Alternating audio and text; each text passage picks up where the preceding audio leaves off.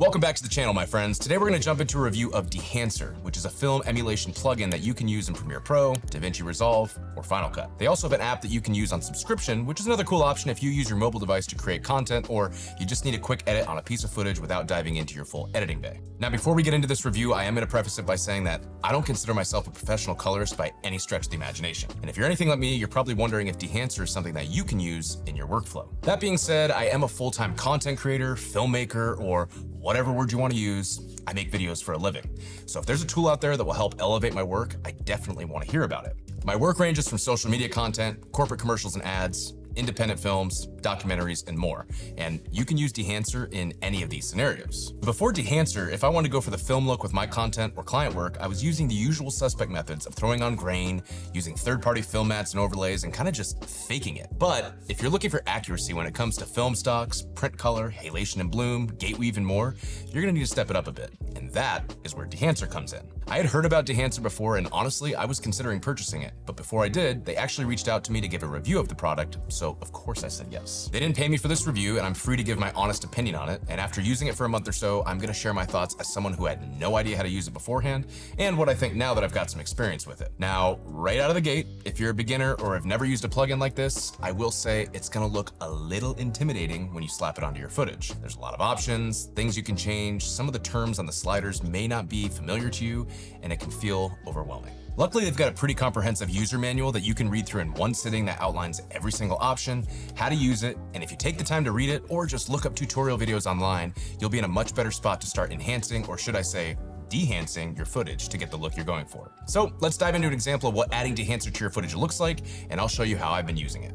All right, so as I mentioned, Dehancer is a film emulator, which means it can emulate the look of film, and it's extremely effective for getting an accurate film look for digital footage. There's an array of different options you can use to enhance and dial in the look you're going for. Many of the videos you'll see on YouTube show examples of footage that quite literally looks like it was shot on film, and while that's great, you might be thinking, I don't really create that kind of content, or I don't need overscans or grainy footage. Dehancer's probably not for me. Originally, I thought the same thing, but once I got a chance to dive deeper into what this emulator can do, I realized that I'll likely use at least one or two elements on every single project moving forward. A massive piece of the client work that I do is in the corporate world. So that's talking head videos, social media content, ads, commercials, etc. And in this review, I just want to show you a few of my favorite tools that I use even in these scenarios to just sauce up the footage a little bit, make it look not so clinically digital, and honestly, just give it a cooler vibe. So now let's jump into this project. All right, so as you can see, we're working here in Premiere Pro. This is a recent corporate talking head style video that I delivered for a client, and we're just gonna kind of go back and look at what I did. You're gonna want to use Dehancer as a finisher. So once your color grade is done,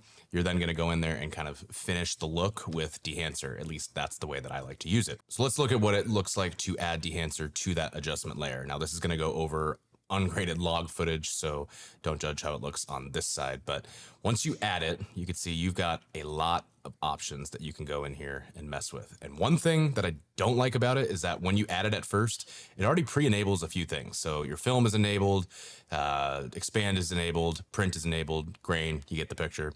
All you gotta do, go in here and disable them so you can start fresh. Kind of a pain in the butt, but also not a big deal at the same time. Now here in this project, I'm not using every single option available to me because I don't need it. But as I mentioned before, you can use Dehancer just to sauce up footage and make it look cooler, even if you're not taking advantage of every single effect that it has to offer. So in this scenario, as I mentioned, this is the finished product. I'm happy with it. It's already been delivered. Client loves it. Now, if you go into Dehancer, you can see that really I'm only using 3 effects. I'm using print, I'm using halation, and I'm using bloom. Now, print is kind of up to you to experiment with. A lot of people like to use Kodak 2383. Again, you can see how that would look here, and that would look cool if I was going for that look and changing or manipulating some of the other things, or my color grade was different, but that's not what I'm going for here. You can use linear, or you can use glossy paper if you want it to look a little more just regular and not stylized. Again, and then the only other two that I'm using here are halation and bloom. So with all of these effects, you're going to want to enable them to have them actually working on the project. But what I like is mask mode. So mask mode can isolate the effect and show you what it is doing.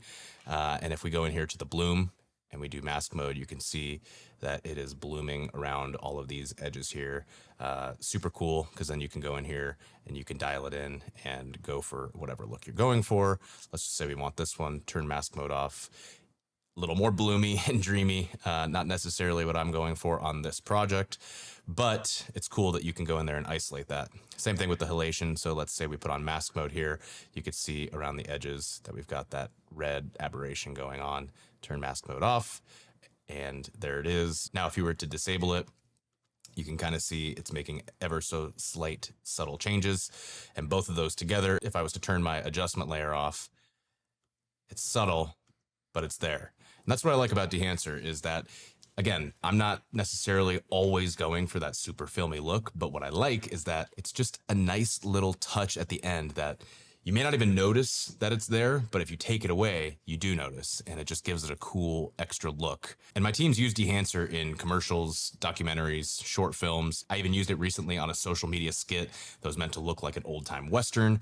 I dove in more to the different print styles and the gate weave, film breath, grain, and kind of gave it that stylized look that looked more like an old-time Western, and that was fun. So I'm having a ton of fun with Dehancer. Again, still learning it, still messing around, but it's definitely something that you can use in multiple different scenarios, an effective tool to have at your disposal. So I love it. All right, so that's just a quick glimpse of what you can do with Dehancer and how I've started using it for my client work. As I mentioned, now that I have it, I'll likely use at least 1 or 2 effects on every single piece of content moving forward, just to add that extra juice, if nothing else.